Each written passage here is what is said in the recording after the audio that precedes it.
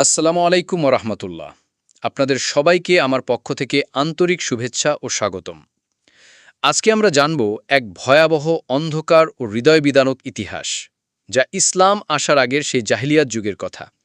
এই ইতিহাস শুধু জানা প্রয়োজন নয়, শেখা প্রয়োজন, কারণ তা আমাদের আজকের সমাজের অনেক সমস্যার চাবিকাঠি তুলে ধরে। প্রিয় দর্শক, এক সময়ের আরব উপদ্বীপ, আজকের সৌদি আরব, ছিল এক ভয়াবহ বর্বরতার কেন্দ্রে, যেখানে মানুষের জীবনের কোনো মূল্য ছিল না, ন্যায় বিচার ছিল না, নারী ছিল পণ্যের মতো। জন্মের পর কন্যা শিশুকে জীবন্ত কবর দেয়া হতো, কারণ মানুষ এটাকে লজ্জা মনে করত।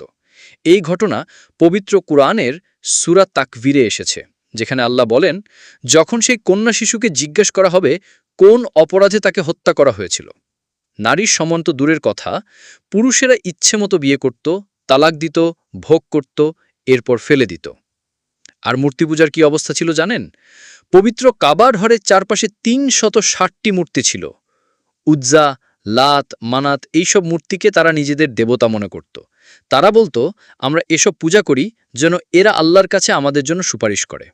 ইবনে হিশামের সিরাত গ্রন্থে এবং তাফসির ইবনে কাসির থেকে এসব তথ্য পাওয়া যায়। তাদের সমাজে গোত্রের সম্মান ছিল সবকিছু। একজন মারামারি করলে পুরো গোত্র যুদ্ধ লাগিয়ে দিত। একটি যুদ্ধ যেমন আউস ও খাজরাজ, ১০০ বছরের রক্তপাত। বুখারী শরীফে এই গোত্রীয় বিদ্বেষ ও যুদ্ধের বর্ণনা আছে, হাদিস নম্বর ৩৫১২। আর মদ, জুয়া, গান, বাজনা এসব যেন ছিল তাদের দৈনন্দিন কাজ। কে কত মদ খেতে পারে, কে কত নারীর সঙ্গে সম্পর্ক করেছে, এ নিয়েই গর্ব করত। আল্লাহ তাআলা এসব কাজকে বলেন শয়তানের অপবিত্র কাজ, সূরা আল মাইদা ৯০ নম্বর আয়াত। এমন অন্ধকার সমাজে আলোর মতো উঠে এলেন একজন মহান মানুষ, মুহাম্মদ সাল্লাল্লাহু আলাইহি ওয়াসাল্লাম। তিনি বললেন, না, নারীরা অবমাননার পাত্র নয়, তারা সম্মানিত। কন্যা শিশু গর্বের বিষয়, কবর দেওয়ার বস্তু নয়। এক আল্লাহ ছাড়া আর কেউ উপাসনার যোগ্য নয়। ন্যায় বিচার, দয়া, ক্ষমা, সত্য, এগুলোই হবে সমাজের মূলনীতি। এইভাবেই ইসলাম ধাপে ধাপে সমাজকে পাল্টে দিল। জাহিলিয়াতের অন্ধকার ভেদ করে ছড়িয়ে পড়ল আলোর নতুন ইতিহাস। প্রিয় ভাই ও বোনেরা, আজকের সমাজও কি সেই জাহিলিয়াত ফিরে আসছে না?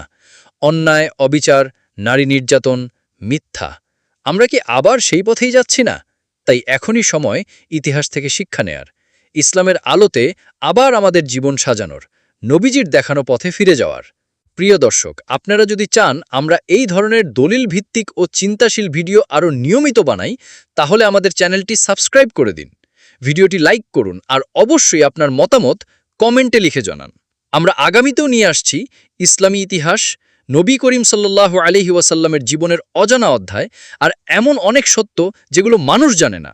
বেল আইকনে ক্লিক করে দিন, তাহলে আপনি নতুন ভিডিও মিস করবেন না ইনশাআল্লাহ। আজকের ভিডিওটি এখানেই শেষ করছি। আল্লাহ আমাদের সবাইকে সত্য জানার, বুঝার ও তার উপর আমল করার তৌফিক দিন।